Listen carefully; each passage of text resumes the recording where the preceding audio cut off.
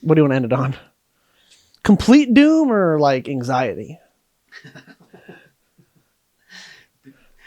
You're asking me if I want to end the show on like, do you want to make complete doom or just anxiety? Yeah. Man, that's a tough. I mean, I guess I'll opt for the milder of the two. Okay, things. so we'll do doom in the middle. Okay, yeah. Okay. Scare the hell out of me in the middle of the show, but then bring it back to just baseline anxiety by just back to like the end of the show. I don't need that many medications. Just some mild medication. Something like that. Yeah. Just like I want to be able to walk out of here. If I end it with doom, it's going to be a bad day. I want to be able to walk out of this room at the end of the show. Welcome back to the United Front podcast / show. I still haven't made a it's 2. That's a good time. It gives us I'm trying to keep it in an hour. Let's try to keep it clean this week. I still don't have a logo branding necessarily. Yeah, we still have. Yeah, we still need to work on a little. So I'll call it the Pod Show. What we're okay. Yeah. Right. Sure. Okay. This is just the Pod Show. Or the liberal Pod. Or show. the Shacast. Is that worst? Pen? Yeah. So Pod Show is really nice. Pod Show is pretty good. Yeah. Some stuff has happened in the news that means nothing. Trump went on Joe Rogan and it means nothing. Because everyone who watches Joe Rogan's already voting for Trump. So he's preaching to the choir. Politipod. There we go. Then let's see. I don't know what else happened. Other things happened. Yeah, I mean, it's Elon is, talking to Putin and yeah, that's interesting. Directly violates several laws and statutes and should be in prison and whatnot. But it'll never happen because he's too rich. Yeah, it's pretty crazy to think that. That. Well, you know why I think that's happening, by the way? I just feel like, in the 80s, in the Reagan years, there's no way that something like that would have been okay in public and just, right? There's Had it come out that, Reagan or one of Reagan's top guys or whatever was they're best buddies with, Gorbachev or whatever. Yeah. That'd be like, what? Yeah. That would not be okay. No, it definitely would not. We were still, deeply in the Cold War in the beginning of the 80s. And for sure. The idea of that for a Gen Xer and older, the wealthiest man in the world, who's a Gen Xer. Yep. I guess, right? I guess he would be an old Gen Xer. I actually don't know how old Elon is. I think he's mid 50s, I think. I'm going to look that up. Actually, it's early mid 53, 71. Okay. 71. So yeah. So Gen X. I would. Yeah. He would kind of be the right in the middle of Gen X. Yeah. Well, I mean, that would have been not a boomer. No. Not a boomer. Right. Yeah. It would have been Gen X. Okay. So yeah. By the way, he's his $1 million thing. The DOJ wrote him a letter and said, I don't think you should do that. And then he paused it and then he restarted it. Yeah. So when I commit a crime, he gave. The DOJ the middle finger with when I commit a crime, I go to jail. When Elon Musk commits a crime, it's like, oh, don't do that, pretty please. So it's but here's why I think that story in particular it maybe is understandable in the context of the world that we live in now. I think because we live in such an interconnected world, just kind of naturally, I feel like I might be able to tweet and Gordon Ramsay will follow me because I tweeted that. Sure. That's a very used celebrity. Yeah. By the way, that's a real story that happened in 2016. I tweeted him something and he followed me. Now he follows a lot of people, so it wasn't that big of a deal, but his ratio, it's still he liked something just enough to go ahead and hit the button as opposed to just ignore. Yeah. So he actually looked at it. So I said that you're the Dr. House of the culinary world. I like that. In fact, if you scroll back in I think that was an old Twitter account. But anyway. It exists. Yeah. Right. Exactly. Because if it's out there forever. So yeah, you're toast. Hope you didn't say the N-word. So, but just to bring it back, I think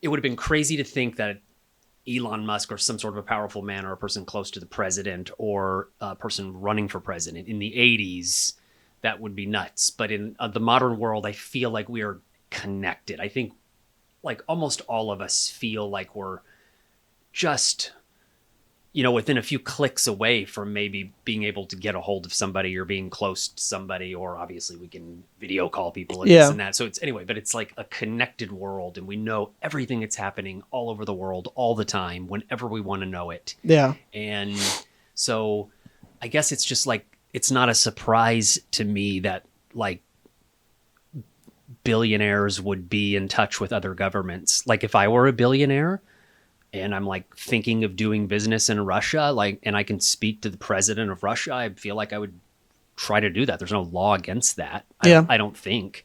And so, it's almost like there's kind of this, this is like, I think we're living in a changing world and in a very much like a connected world. This is a global.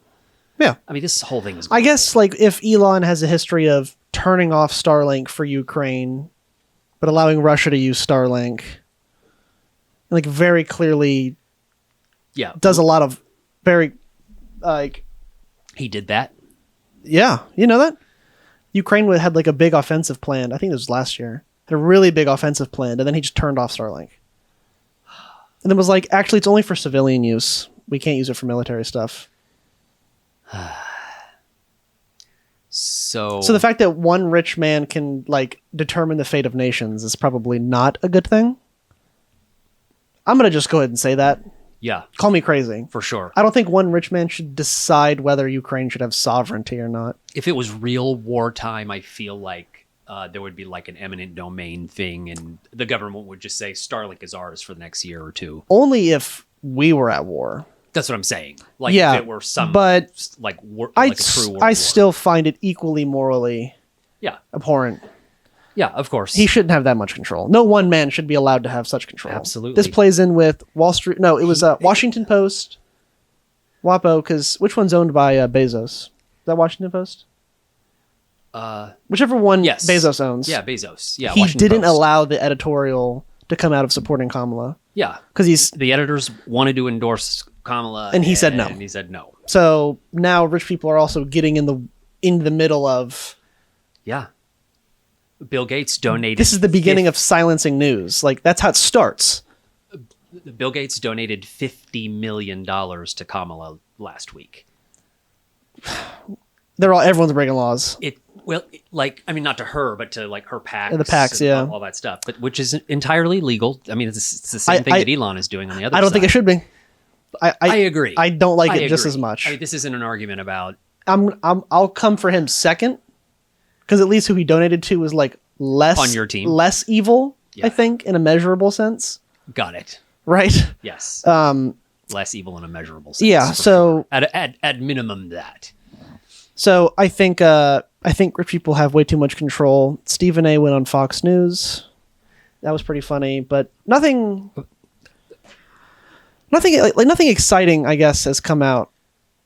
That's like Can I just ask a question real quick? Whoa.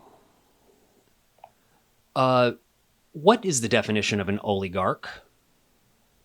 An oligarch is a person who belongs to a small group of powerful and influential individuals who control a country, organization, or sector, typically for their own benefit.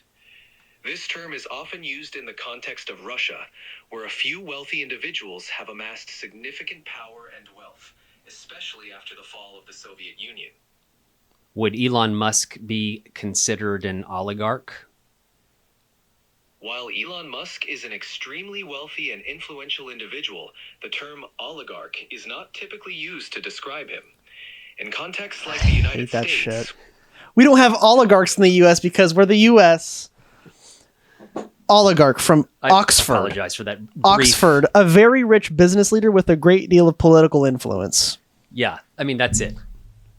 Yeah, it's literally the definition of an oligarch. He is we can see, textbook oligarch. Yes. If Russia is an oligarchy, the United States is without a doubt also an oligarchy.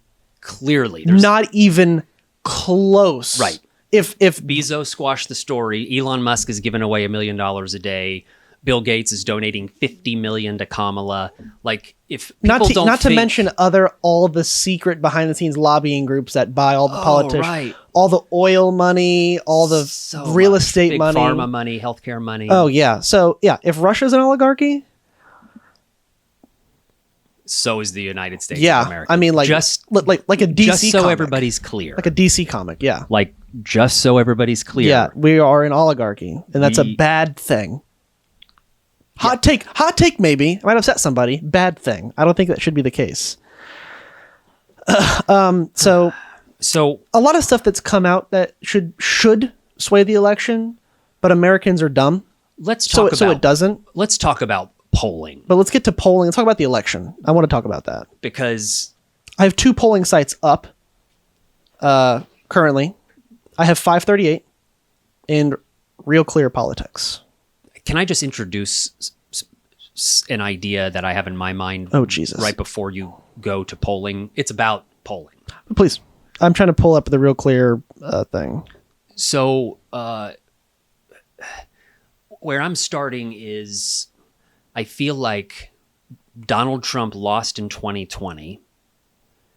And I guess it's hard for me to believe that Donald Trump has gained more voters since 2020. I concur. That's it. That's where I'm starting from. I'm not really looking at the other side. I just I don't feel like the world or our lives has gone that crazy. I think the only thing you could possibly say is the cost of living. And so yeah, it sort of hit a little bit more during Biden than it did in Trump. Do we think Trump gets more than 74 million votes this go around? I mean, it's just hard for me to imagine. So, that's where I'm starting from. Like, I don't feel like, Trump, calmed down and he became, less of a narcissist. And more appealing. Yeah, he actually seemed genuinely empathetic. 63 million 2016. 63 up to 74. So he's not going to go out and get 11 more million votes and get 85 million. Ain't happening. It's just hard to believe that. And, a lot of boomers have died. COVID hit a lot of boomers and that skewed more red and there's a lot of things. Joe Biden sent the hurricane to North Carolina and Florida. Yeah. So they can't vote. If Trump gained voters, here's why he gained voters.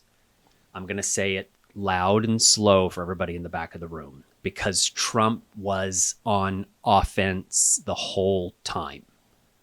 Is why he won?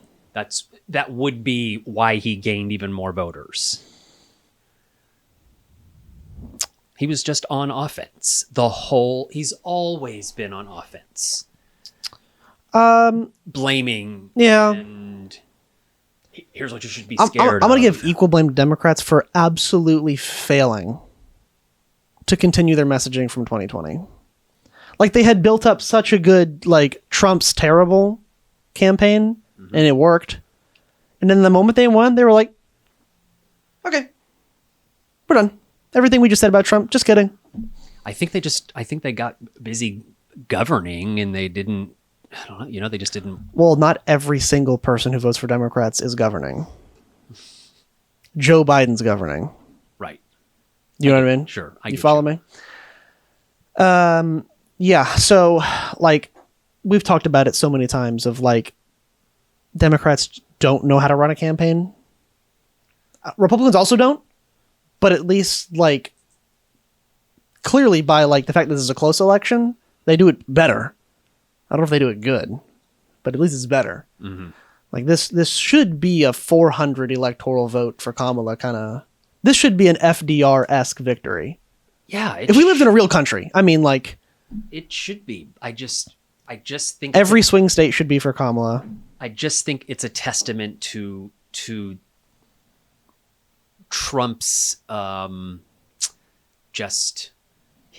I don't know, his charisma.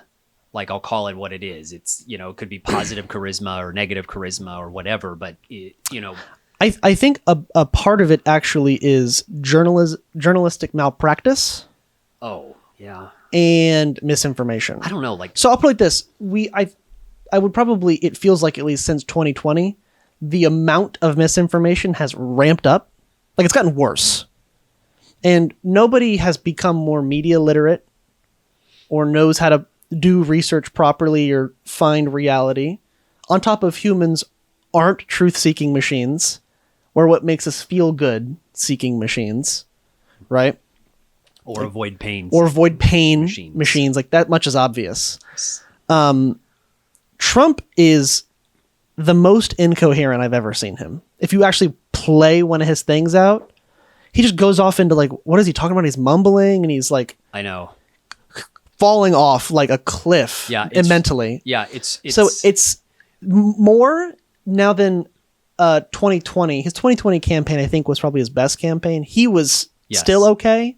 Yeah. So it was him pushing it. It's not him that's driving, I think, the MAGA stuff. Mm-hmm. He's still in charge, like the head, but it's people online and Fox and stuff. That's their spin on everything. They're the ones shoving him forward, not him walking forward. You follow? Yeah. And interesting point. Right? Yep. And I think a part of the journalistic malpractice I've seen all over Twitter. It's I see. How could a failing Trump still be gaining voters? So I'll see something like because of Trump makes controversial comment in swing state, and what it should say is Trump says all black people eat dogs because they're black. Like, but having such a neutral and like inoffensive title, knowing people only read the title, is journalistic malpractice. Okay. In my or Trump saying like Nazi stuff to be like Trump with a confusing term at rally. It's like, no. He said Jews run the world, so like we need to, maybe be a little more aggressive. You know what I mean? I know Fox is going to be Fox, so I'm not. Fox is already lost, right? But like CNN and literally everybody to the left of Fox put out articles of news that are like just quoting what he said. Like an easy one is Israel victim of bombing campaign from Hamas or whatever. Oh. And then it'll switch to Palestine Hamas leaders targeted in strategic strike. And it was just a carpet bombing campaign. But do you see how versus when Israel was attacked, it was like one small bomb, like one grenade went off? Yep. You see how much that pushes the narrative and shapes people's reality. You can do that and not lie when you're the news about Trump because he just says crazy shit. The Republicans do, but they won't. They don't. And so I think it's a problem. It's the same way you mentioned to me yesterday of even if you're not MAGA and all in it, you're complicit because you didn't push against it. Yeah, for sure. If you have the ability to like reasonably kind of do something about it. Yep. You're like CNN. Do we shut that? Sure, go ahead. Probably. But what about the silent minority that's out there, though, that has developed? That's what I'm... Ones that are anti-Trump? Right, but they can't say it. More reason that the news should be saying something. I really think, like, if Adolf Hitler were the nominee, it would be very clear to people to have to say, oh, evil man doing evil things on stage. And like the headlines would reflect that. But for whatever reason, I'm going to go ahead and blame money and corporate power. Probably because that's probably the answer. It was with Jeff Bezos, at least. That there's not a pushback. Yeah. Just, Trump saying things that might offend some folks. And it's just the N-word hard R. Like, no, say he said the N-word hard R on stage. Mm-hmm. Do you see what I'm saying? Mm-hmm. That's the journalistic malpractice. Oh, yeah. Knowing people only read the headlines and to not make the headline like what he said, but to blanket it and clean it up and wash it over until it means nothing. Yeah. The right does a better job with this, at least. Sure. But they'll at least put something in a quote and like, all right, well, it's closer to what Tim Walz said. You know, how it feels to me, it's just like, I feel like they did that more with him earlier. They did it with him when he was president. And I feel like that they did when he was president, but they stopped. Why? The threat didn't go away.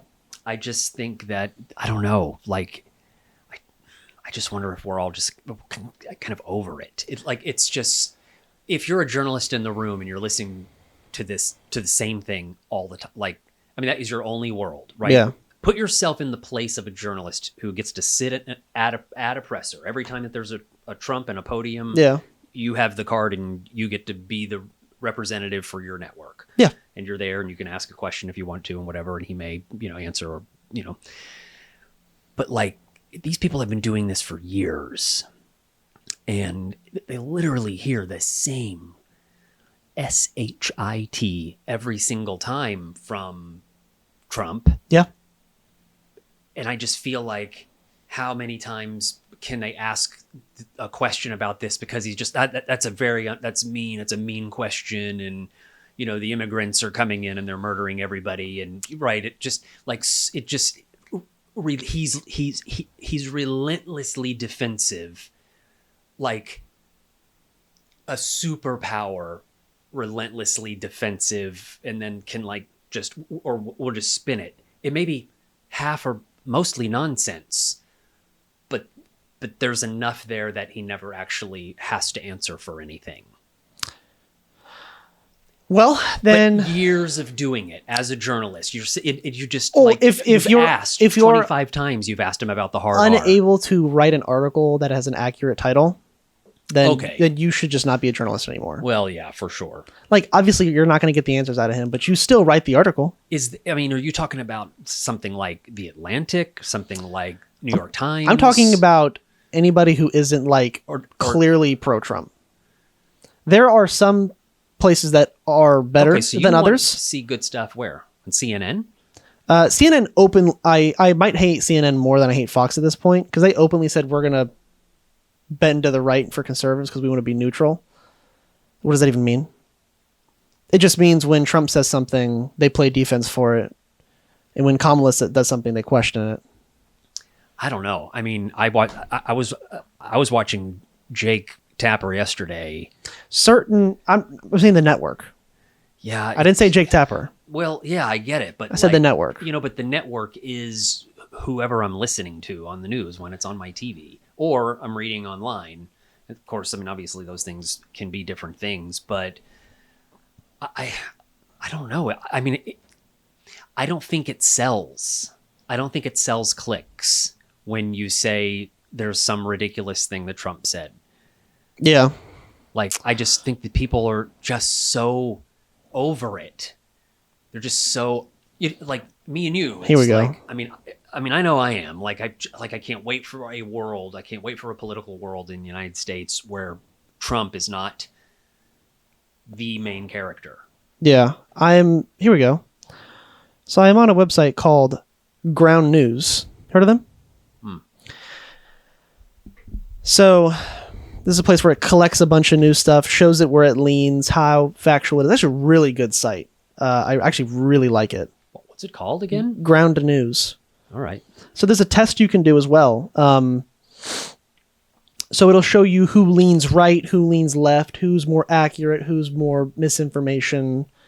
Really good stuff, actually. Right? That's clever. Yeah, the way that... So Newsmax, so ABC, so this is for the same thing. It tells you if it's independent or owned by somebody big. So ABC, Texas man arrested for allegedly punching poll worker who told him to remove political hat. Newsmax, Texas man hits election worker who said remove Trump hat. Yes. Do you see how radically different? Like, very kind of the same thing, but imagine if it was a big thing. It'd be a big headline difference. So you want all news organizations that are to the left of Fox News to use the headline that is most like accurate or like most click worthy. So, or like you know what I'm saying? Or like the most dramatic to sort of emphasize kind of the key point, or like what do you want the headline to be? To not have neutral language. Okay. Got it. A lot of the time the news, I think, has neutral language for, I'm not sure what value. Yeah. But it has neutral language. You don't need to be neutral. Yeah. I understand. This is no longer back in the day. Everyone alive, like, now we live in a 24-hour news online frenzy thing. Yeah. No one assumes anyone's neutral. That isn't a thing anymore. Right. News neutrality. I know people who say that AP is like communist ran. Like, all right, well, if no one can agree on anything, then neutral means nothing. If we can't agree one thing is neutral, then why be neutral? Right. I mean, I hear you. Or it's like a passive language. I don't know. But it's not enough. It's not enough. I think the news, a lot of the time, there's some sites that do it good, but that don't call it out the way it needs to be called out or push it the way it needs to be pushed. For something I don't understand why. I do want to talk a little bit about polling, because we went to do a polling and we started talking about news. So I have 2 polling sites up. What about you? I have some markets up. Okay, good. So we're going to look at this from kind of a couple of different angles. Yeah. So we're talking about polling and elections. Let me just introduce that we've moved on from the ramble that was. Yeah, that got out of nowhere. Yeah. Whoops. Back to what is happening, because we are 10 days out. 10 days out from sub 10 from election day. And to me, it felt like Kamala's going to win like a month and a half ago. Yeah. 2 months ago. I'm like, she is definitely going to win. Because that would have been a flip, because it was like Trump was going to win over Biden. Like, a month ago, let's say the 23rd. But now I feel it's like narrowed. Now, if I go look on the news and if I go look at the betting websites, it says Trump is going to win. Mm-hmm. That is what if I go seek it out, if I am a news seeker and I'm going to go look for kind of the polls and, the whatever else, that's what I'm going to find. But here's the problem that I'd like to introduce also with the polling is that I'm reading stuff on the left from people that sort of understand this world really well, like Michael Moore, James Carville. Just this week, he had an article that he wrote with, here's all the reasons that Kamala is going to win, and broke it all down. And it's like it feels like, or a lot of us are thinking, like this should be like Kamala for sure, but the polls are like, nah, this is a tie, leaning Trump. And the markets are saying definitely Trump, but I'll talk about the markets because you can't completely listen to those things. No. So what's going on with polling? Why do I feel like it's a tie in the... by the way, all we're interested in are some specific states. What are the states that we're interested in? The specific swing states that are... So we're interested in Nevada, Yes. Arizona, Yep. Wisconsin, Michigan, Pennsylvania, North Carolina, and Georgia. That's it. The big seven. I don't think that we're going to go blue in Texas. I don't think... You know what I mean? So, these are going to be the ones that... If Blexus happens, I'm celebrating for 4 years. The party won't stop for 4 years. Are you going to wear a T-shirt that's just... I will tattoo Texas Blexus. outline I will tattoo in blue ink on my chest, and it'll say Blexus above it. So I'm saying, Texas. yeah, Blexus is what I'm looking for. Anyway, okay, so in the swing states, what's happening 10 days, T-minus 9 days from election day. Yeah, T-9. Let me back up a little bit. So I'm on 538. I like their... and that's an aggregate site. Their shiz. It's an aggregate polling site. Aggregate polling. They have Trump winning 53 times out of 100. So they have Trump winning, on average, 275 electoral votes. Barely winning. Mm-hmm. If he wins, he barely wins. Yeah. They have Kamala winning Wisconsin and Michigan and losing the rest. Losing Pennsylvania. Losing Pennsylvania, North Ohio. Carolina, Georgia, Arizona, and Nevada. It's not 2008. Ohio's not in play. Darn. Sorry. Ohio has a 94% chance to go to Trump. If we get a blue Ohio, wow. Holy shit. That's not going to happen. 400 electoral vote victory for Kamala. It's ridiculously close.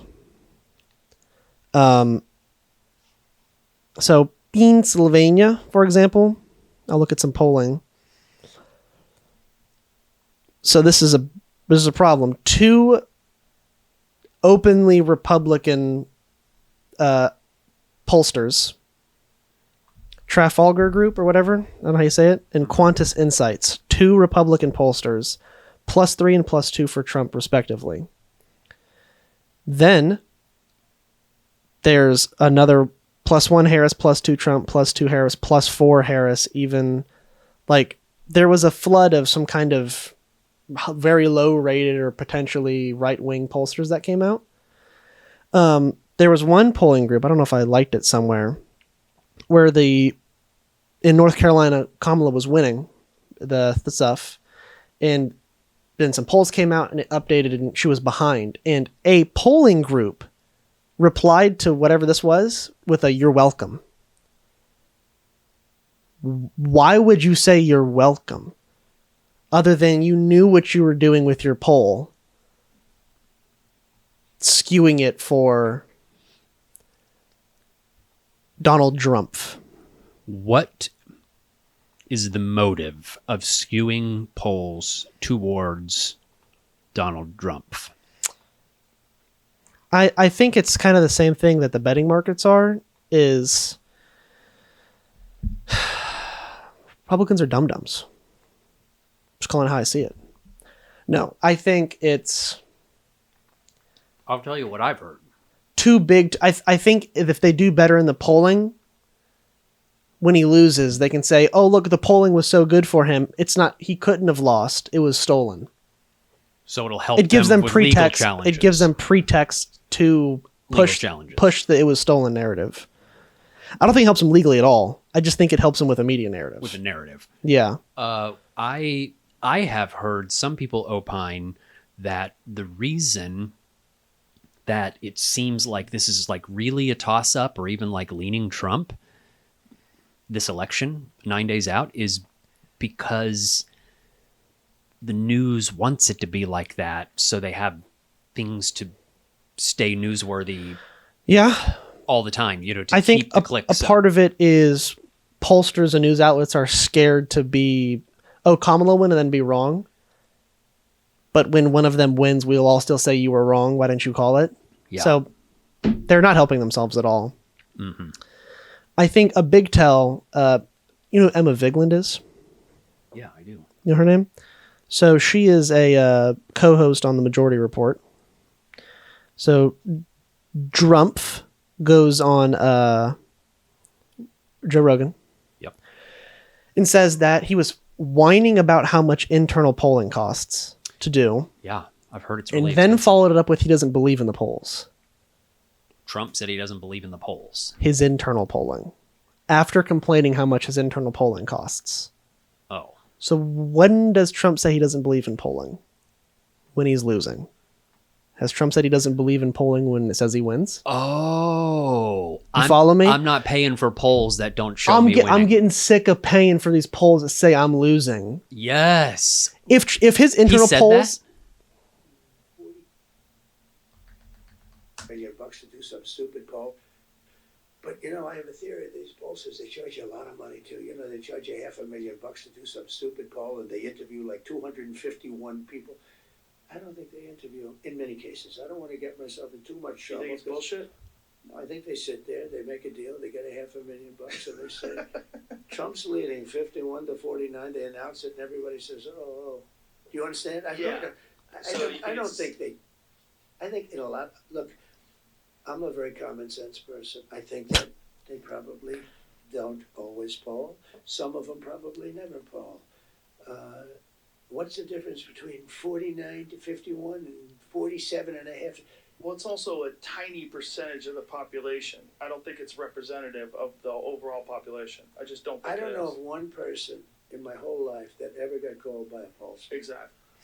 So he just complained about how much it costs to do an internal poll, because these outside pollsters, he's not paying them. Right. Obviously, he doesn't pay for New York Times, CNN, Emerson, and Wall Street Journal, and Rasmussen. Trump's not paying them. No. They're doing it. Yeah. So when he's referring to price, he's referring to internal polling. Yes. He's complaining about some price He he's would not be whining if he was up 7 in his internal polls. He wouldn't. He'd be like... He'd be talking about it. He'd be like, yeah, I want to see more. Like... He'd pay for more polls. But he would be, like, every time he bragging talks into the press, say... My polls say I'm up 10. Like, our polls, like, we're up by this. So the only time he talks about his polls is he's whining about them. Wow. He only whines about polls when he's down. That's a very interesting take. Yeah, it is. It's subtle. No, that's good. But he's a very predictable and consistent person. Wow, I haven't seen this anywhere. Who came up with this? Emma Vigeland.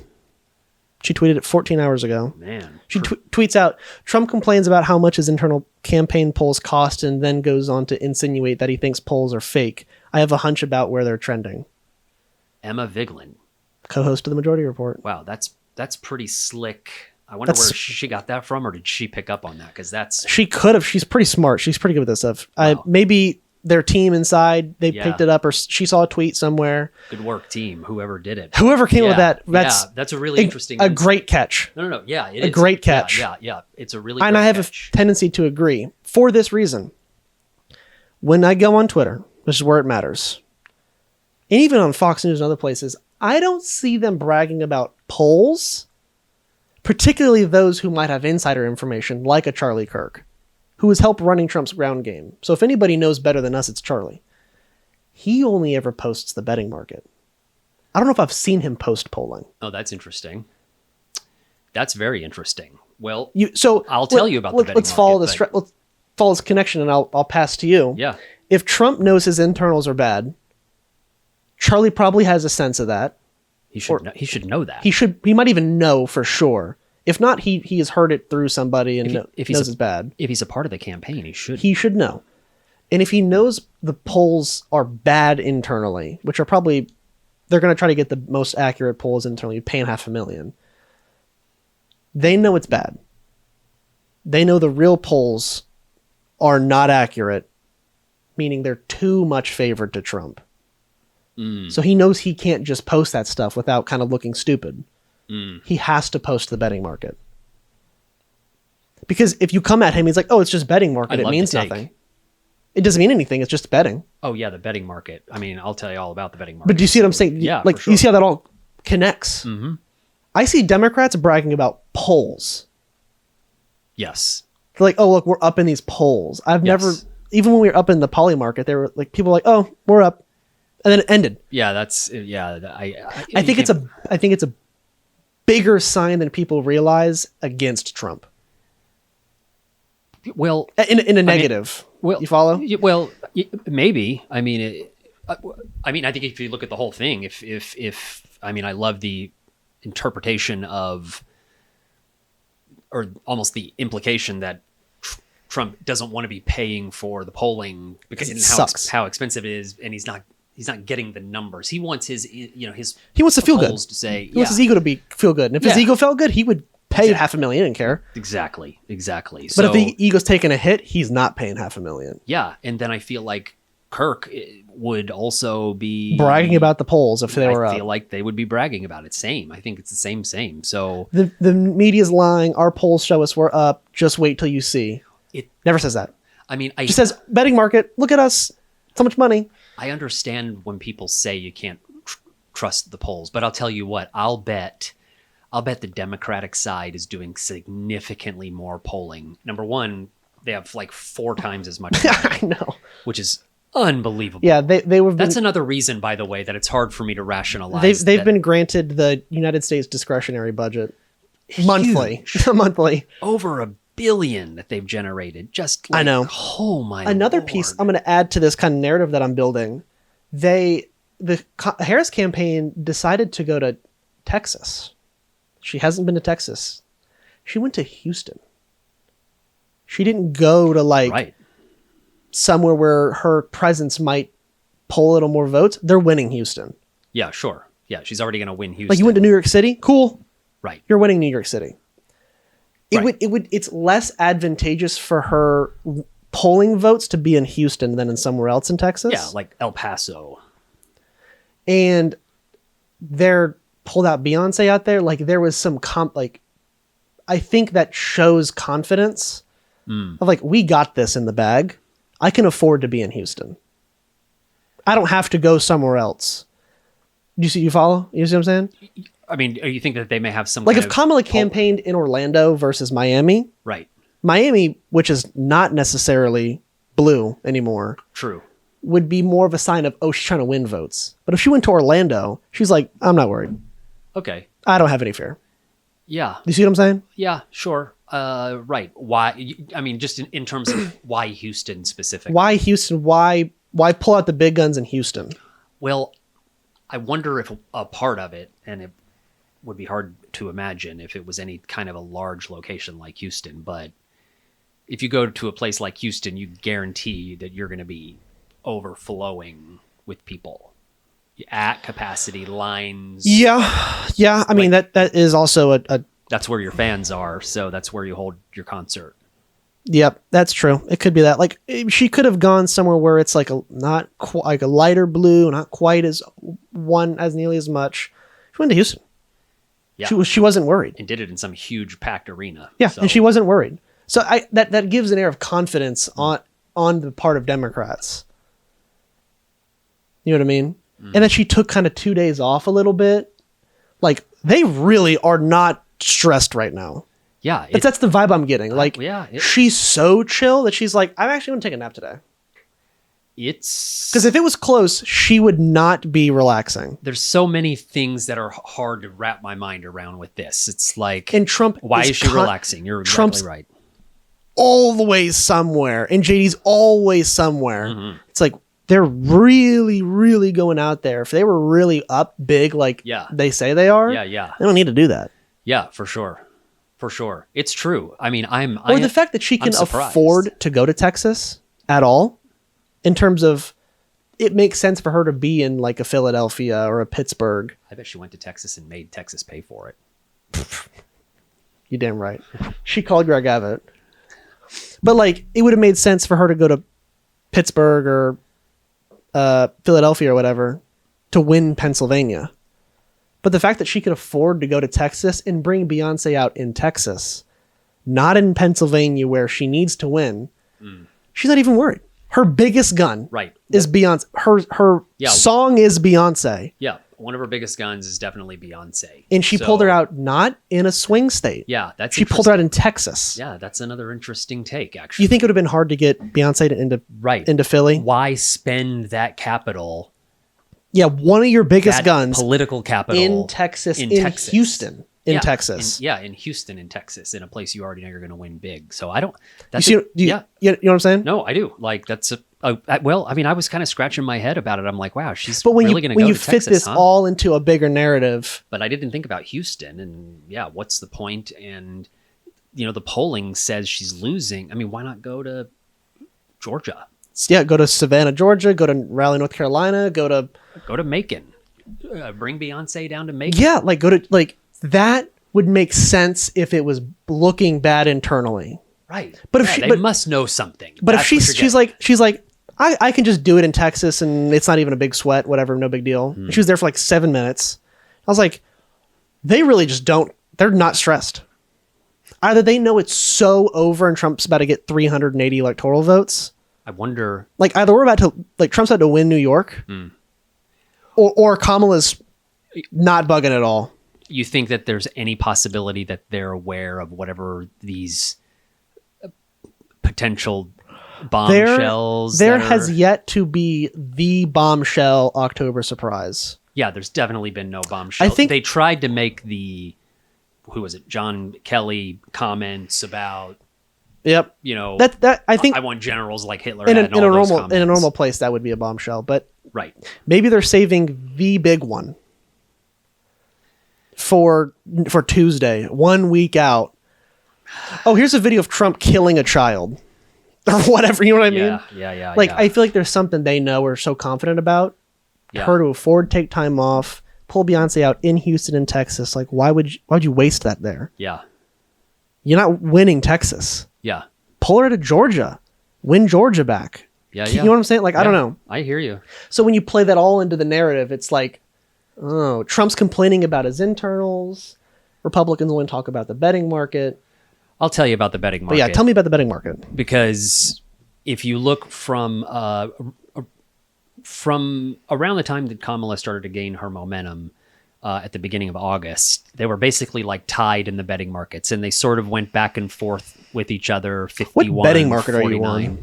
This is Polymarket's the one that I'm looking at right now. I'm going to join you so I can see what in the world you're talking about. Yeah. Presidential election winner 2024? Yeah, there's just like a slider that you can kind of see that it sort of just, I don't know, it didn't, it was like a tie for all the way until the beginning of October. And kind of the first week of October, it started to split. Up for a while, then Trump, then her, then Trump, then her, and then October 5th. 3rd, 4th, 5th, 6th, 7th, kind of that range. And then it exploded separate. It diverged. Now Trump's about 65. She's about 35 approximately. And so, that looks like, well, all right. So here's what that tells you. Anybody that doesn't know, all that tells you is that on Polymarket, which is a company, it's a business that makes money. It's just like a betting. It's just like you bet on and sports. It's like a casino, exactly. And so it's a casino that so many people have bet on Donald Trump that should Donald Trump somehow win, they would have to pay out more money than they even have to pay out because so many people. There's $2.5 trillion volume. Right. That's what it says up there. Right. And so what they need to do is they need to sell more contracts for Kamala Harris. So they need people to buy Kamala to equal out the money on both ends. What happens if people buy Trump and Trump loses? Well, then they'll have even more money, but they have to pay the Kamala people out of that money. Okay. So the idea is there's a little split. There's a little bit of, there's a gap in the money. And so that's where like a market like this is intended to make money, is in that gap. If we get 100 people to bet on one side and on the other side and the money equals out, but there's a little bit of gap in the money. So that allows them to make a profit. But in this case, if all the people are betting on Trump, the people that are maybe like people that are more in kind of the, gambling business, and the people who talk about betting markets like Charlie Kirk, if you talk about the betting market, I'm going to be like, what's a betting market? Mm-hmm. By the way, Polymarket is not available to people in the United States. And so what you see here is what people internationally are betting. And so the message that's resonating around the world is that Trump is winning. That's the impression that people get, I think, online. Yeah. On TikTok, on YouTube, on wherever. Hold on. Yeah, as of late Tuesday, a trader known only as Freddy9999 bought $8.7 million worth of Trump. Right. So I think people are assuming, oh, this is like $3 bets, $2 bets. Yeah. No. So if Trump... people who are betting to move this, yeah, right, they're big fish. Money. Yeah, big money. And obviously the big fish want Trump to win. Well, yeah, they want him to win, but they're betting on him. So like nationally, or internationally, it might be beneficial to certain people to have Trump win. I wonder if it's possible that people associated with the Trump campaign would arrange to buy enough contracts on the Trump side to move the market intentionally. How many Russians and Saudis have bought stuff? Yeah, I'm being so serious too. I mean, I have no idea. Or if that's- billionaires No, I mean, I like I have no or, idea. or if that's, billionaires like I don't have any of if that information is available to the public or not, but I don't know. But anyway, so all this market tells you. And by the way, if you go to, there is one that's available in the United States. It's called Kalshi. I've heard of Kalshi. Yeah, and so that is also, in fact, it's the first one. It's the only one. That I'm on Kalshi. that an American is. It's a able little to. bit more narrow. So slightly narrower. Donald Trump is at 61. So even Americans are betting. I think what's Trump. a little suspicious to me. Okay. Mm-hmm. Over the span of from 9 p.m. to 1 a.m., 4 hours, Mm-hmm. it jumped a whole 2%. How much money was dumped onto Trump to just spike it in 4 hours? Yeah. How much money does it take? I don't know. Do you see my point? Like it. A couple million. This maybe. line is doing this way too much Well, yeah. for it to just be $3, $5, $20, $100. Well, yeah. I mean, You follow? I mean, it could move like this even on low volume. In fact, it might be more likely to move on low volume. So, I don't know if it says what the volume is here. Maybe somewhere it does. But anyway, so. But that's all the point that I wanted to make about the markets, because I'm interested in trying to wrap my mind around what's going to happen if Trump wins, what's going to happen if Kamala wins. Yeah, I want to And talk a little bit about that. So, well, that's what weighs on me, because like I don't even know what to think anymore. Yeah, I'm the filled with polling- uncertainty. polling- Hold on. yeah. I'm Sorry. I'm filled with uncertainty Yeah. about We the all are. outcome of this election. And the reason I am is because the polls say one thing, the news is saying something kind of a The little betting different. markets say something different. Well, yeah, obviously the stuff that's going on, betting mark, but then people that are adjacent to the inside are saying, don't worry about it, it's going to be a victory, and kind of these other things that if you read into it, like maybe Trump says, I don't like the expensive polling, or Kamala is lazily moving about the country with her all-stars having concerts. I mean, you know what I'm saying? So Pulling out Eminem in Detroit. I've got a lot. I'm going to Detroit. Like, why not pull them out somewhere else? Yeah. You know? For sure. Like, you're getting Detroit. So Yeah. So, I mean, what are we looking at here? I mean, explain to us, what are we looking at here for the doomsday Trump wins? Am I allowed to put a scenario? swastika up on the screen? I don't. I highly doubt that. Let's just. Okay, well, that's what happens if he wins. No. So, internationally, the right is winning. Around the In world in France, elections. the right is winning. Yeah. Germany. Germany, the right has won. Italy, the right has won. In Canada, Trudeau's about to lose. Yes. In the UK, all of them are the right. There is no left in the UK. Yeah. They're all the Republican Party. They're just different colors. Yeah, for sure. So, like, across like the Western world, the right is winning. Yes. Fascism, fascist adjacent stuff, Yes. is on the rise. Right. And that happens, by the way, in a less safe world.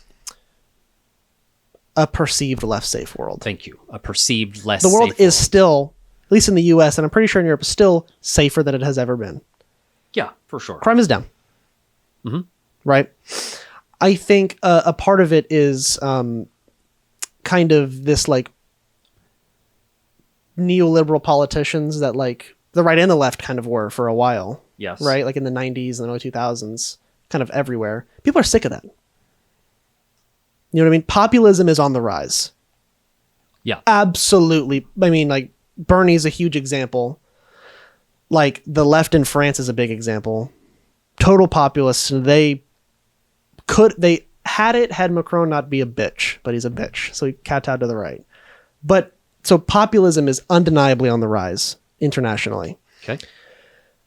The right so far is the only group of people who are like feigning populism.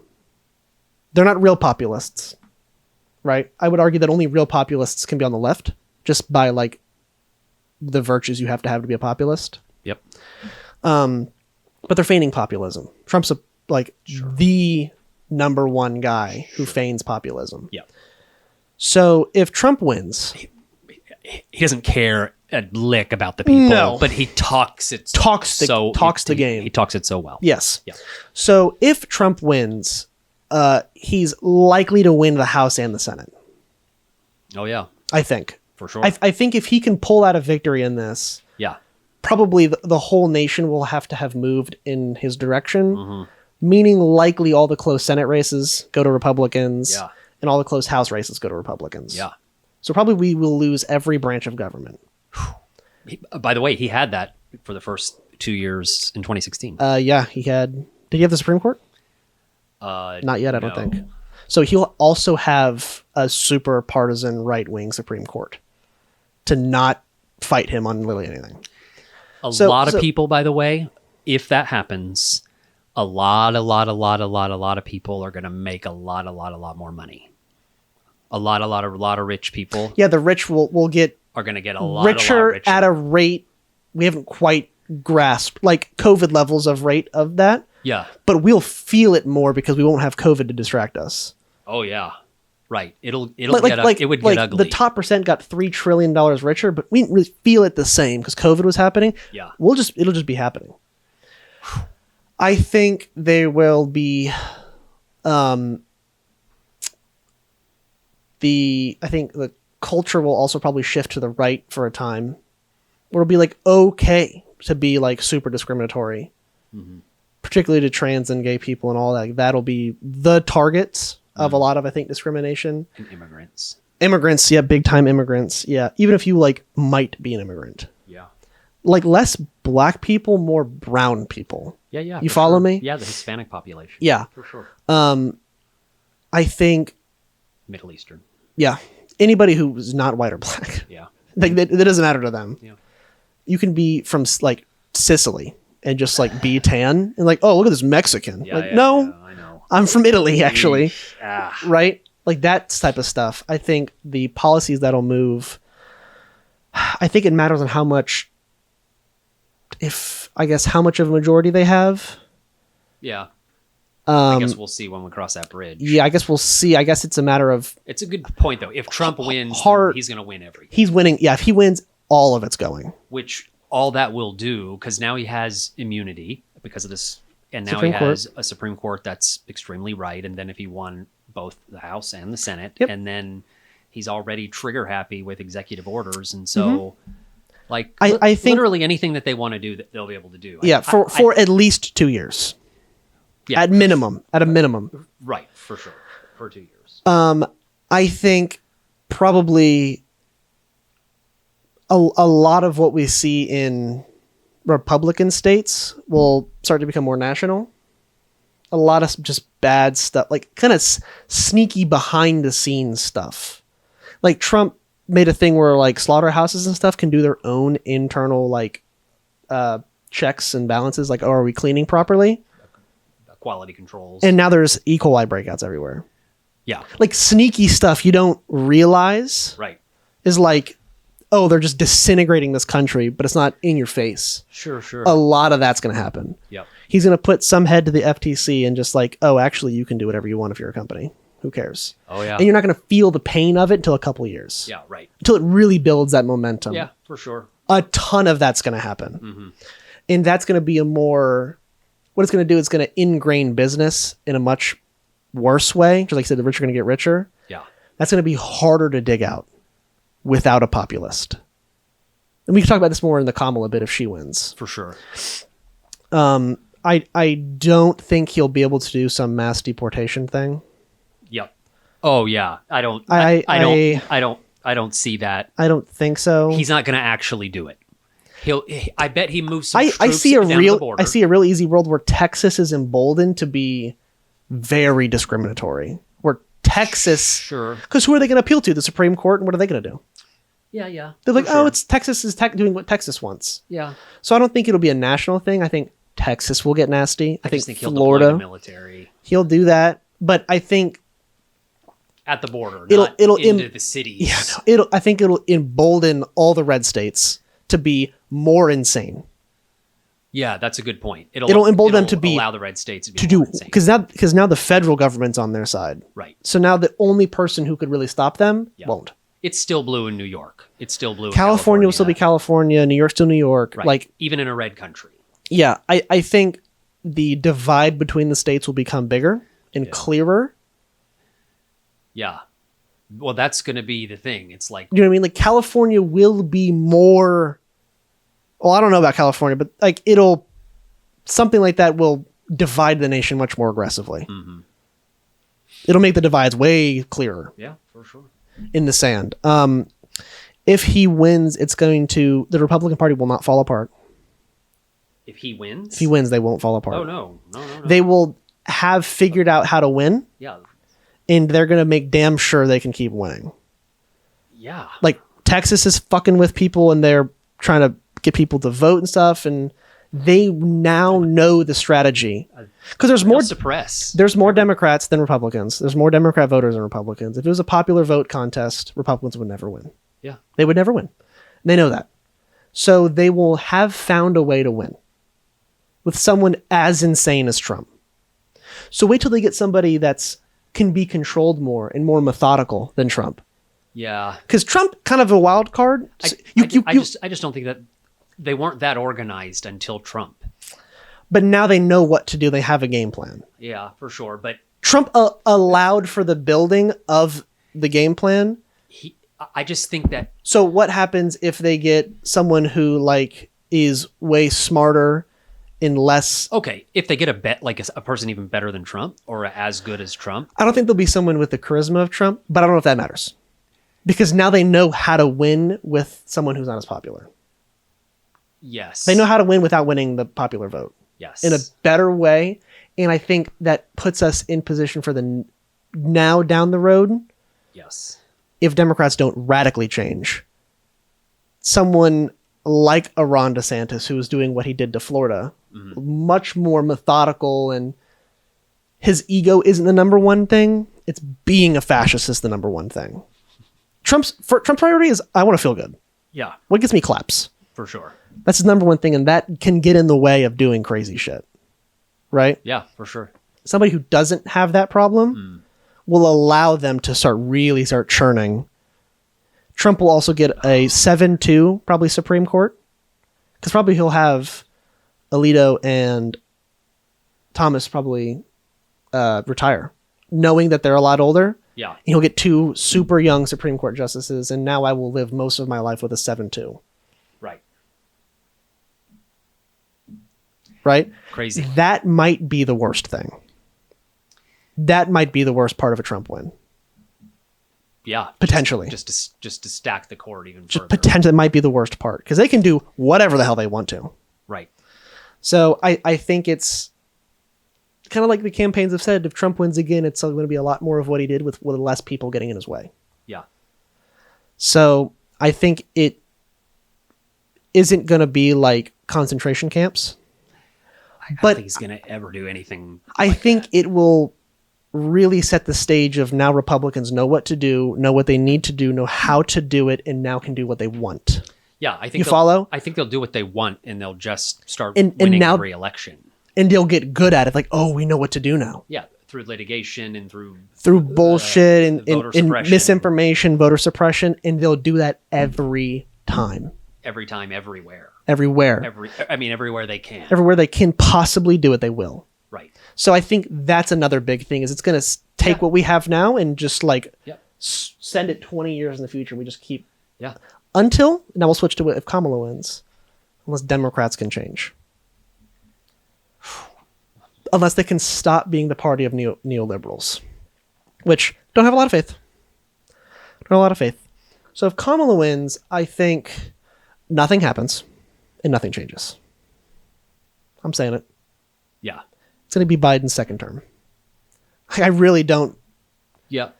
And some of the good things Biden's did, I don't trust her to do quite as much. Like, I don't know if she'll keep on the FTC and NLRB people who have been like superheroes. The best part of Biden's administration. I don't know if she'll keep them. Yeah. You know what I mean? Yeah. That's a part of my fear. I think if she wins, there's not a guarantee of her winning both the House and the Senate. Sure. She might still lose the Senate. Right. So it's still going to be House divided. Still House divided, so nothing happens. It makes it hard to pass laws. I mean, so nothing much is going to happen. The Republican part, just ongoing governing. Yeah, just kind of business as usual. Nothing's going to change, really. Not much new, meaningful legislation. Yeah, no. I think the Republican Party will kind of be taking a hit if she wins. The red states are still going to do red state shit. She won't do any meaningful pushback against them. I really don't think so. It'll be, I think, it'll be what made Trump and the right, populist right, popular.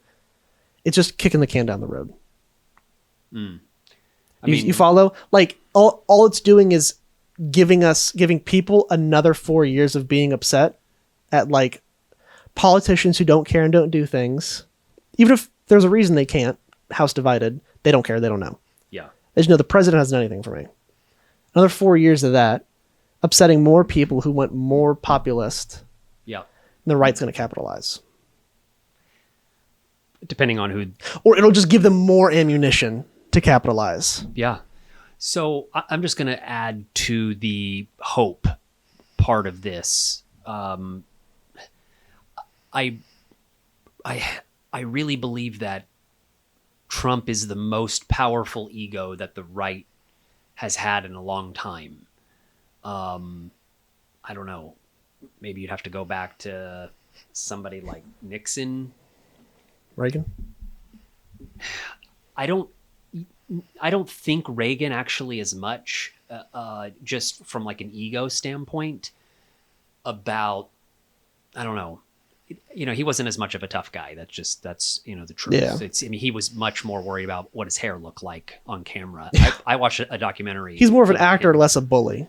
Yeah, for sure. Trump's a New York billionaire real estate bully. Yeah, it's a totally. Reagan's a California actor. But his ego is so dominant that it dominates every other ego that's out there. Yeah.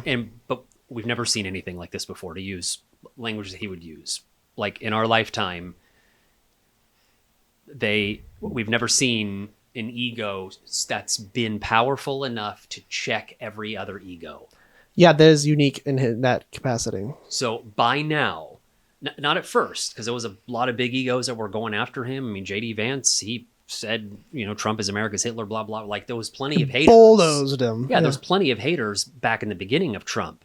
Now, Trump has attained a status, even in now his aging years, where he still looks like the same guy and still uses a lot of the same words, but the content is just not there anymore. And so, but yet he's still built the cult. He's still the leader of the cult. Right. So, but he's almost like a leader that kind of goes beyond. I mean, he'll, like, as long as he's alive, I think he could be the leader of it if he wanted to try to stay there. But I mean, he's not going to be able to do it. I mean, his health isn't going to allow it. No. He's not going to be able to go. He's not. I'd be surprised if he makes it. He's alive in 2028. Like kind of actually. Yeah, like honestly, like I mean, unhealthy and old. Like I really would be kind of surprised. Yeah, exactly. Just that's just odds. The odds are, maybe not, but odds are. So, or he won't be the Trump, even the Trump we see now. Yeah, right. He especially won't be, clear enough to sundowning big time.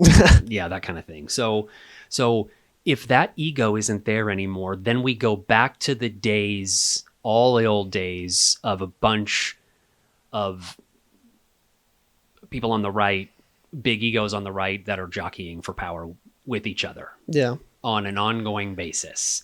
But that always had sort of its own internal mechanism where, like, it corrected itself. If one person got a little bit too powerful, then, the other guys don't like that and they, do what they have to do to, wrestle that back. And there's kind of, this back and forth.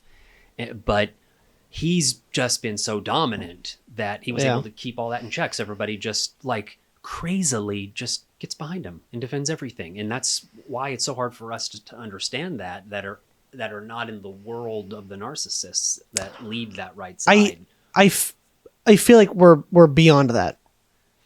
Like the Republican Party is, I told you the other day, a post-truth. Truth does not matter.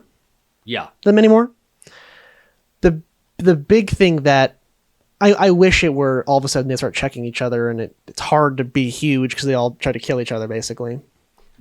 The people have been brainwashed.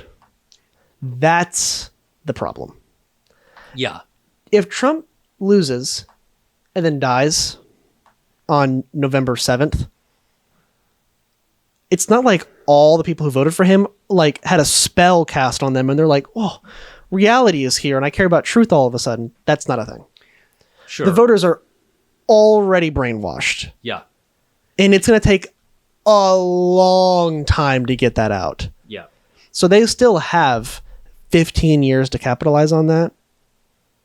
I don't know who. Yeah. It will take a catastrophic event or I don't know another ego that's as big as Trump to dominate all the other egos again. That's what happened with Hitler and Mussolini. And, yeah. I mean, that's what happened with everybody who ever gains, ever gets to the top of flame a out government that is fascist. Yep. Whatever. The way they got there is by squashing everybody else on the way up. Yeah. And it's the biggest ego. I trust that the Republican Party will find the next best possible option. Because fascist leader in the Republican Party is good for business. Right? And they're going to try. They'll find somebody. They'll find, damn sure, they'll find someone. It won't, Donald Trump is unique, I think. Like you can't replicate Trump. You just cannot. Yeah. But in the same way, like Obama's unique. For sure. You just can't really replicate his brand of charisma. It just doesn't work. Is Trump generational? That's going to be the question that we'll have to find out. I think in a way he is. Or is there another one that really is going to be powerful enough? Or I think it'll be even a kind of a case like how for the longest time everyone hated Kamala and then they let her talk and be Kamala and whatever charisma she has. And everyone was like, oh, she's not nearly as bad as we thought. How many Republicans are in the wings that like don't go out because they'll get mauled by Trump and are just waiting for their time? Like they're kind of playing their cards a little closer to the chest. They don't want to say anything inflammatory or like upsetting Trump. The moment he's gone, they play everything they have. You see what I'm saying? Yep. Like, I don't know how charismatic some of these governors are or some of these senators because they are playing it close to the chest. Mm-hmm. Right? Yeah. Like Tim Walz came out of nowhere. Yeah. And he's everyone's favorite candidate. Yeah. Most favorable. Yep. That could easily happen with a Republican. Yeah. Because the structure will still be there when Trump's gone. Yeah. All you need to do is plug in someone who can carry it through an election. That's all you need. Once a person gets elected, then you won. That's it. Yeah. So they just need to have the strength to hold it for an election. You don't have to be Trump and hold it for 12 or 13 years. Yeah. Right? Just enough to win an election. And they'll have a primary. I don't think So it's a we'll long see. shot for them to find someone who can do that. Well, they'll have a primary. They'll have a primary. Yeah, we'll see who comes out on top of a primary in 2027. Whenever, yeah. But the population won't change. The structure will still be there. The donors will still be there. Everything has been set up. And Gen Z is going to be voting. And they're brainwashed online.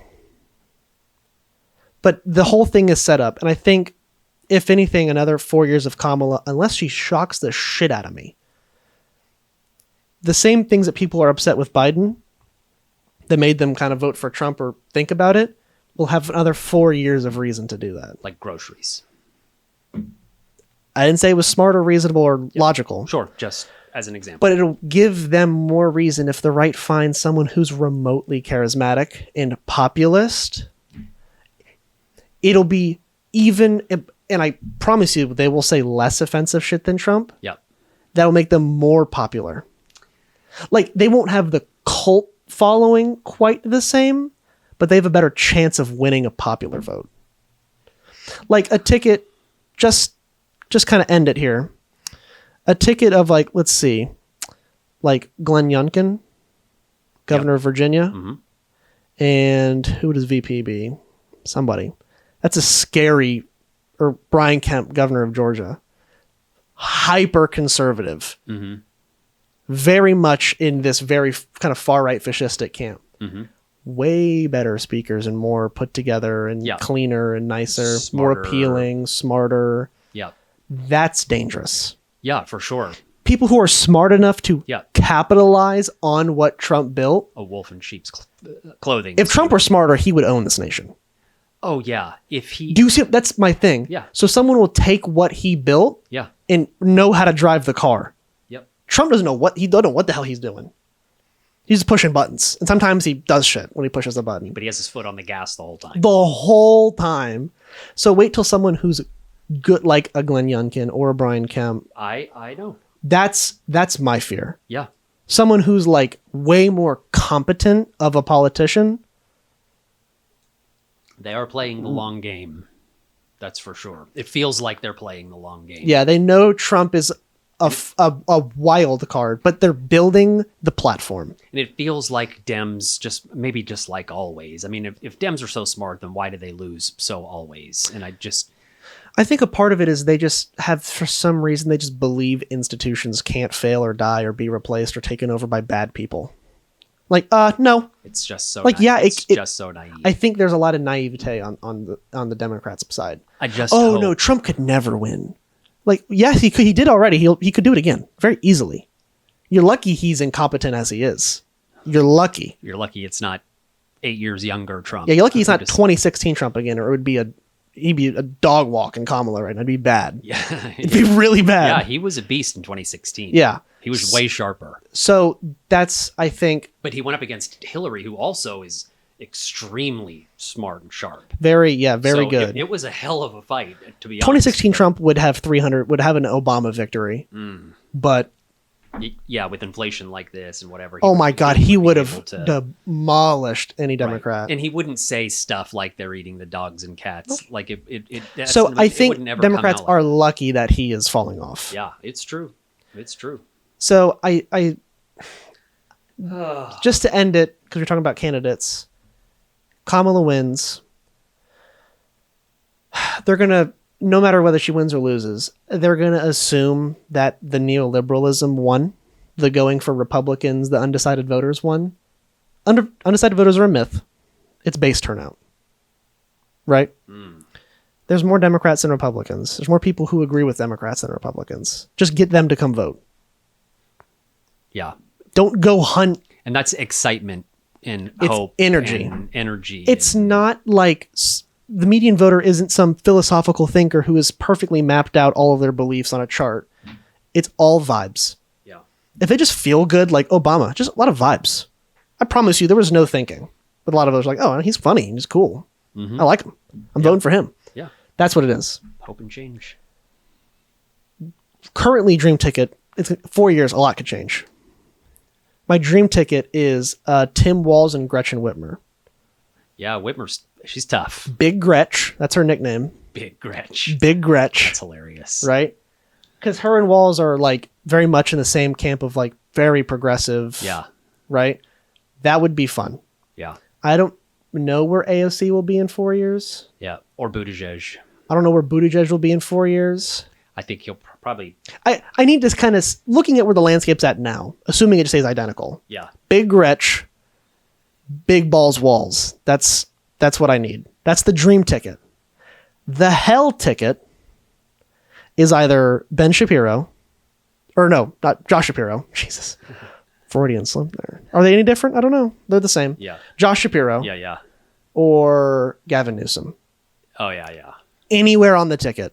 I don't care who you put on there with them. Interesting. You've turned a little dour on Josh Shapiro. Yeah. I've learned more about him. Oh, interesting. Yeah.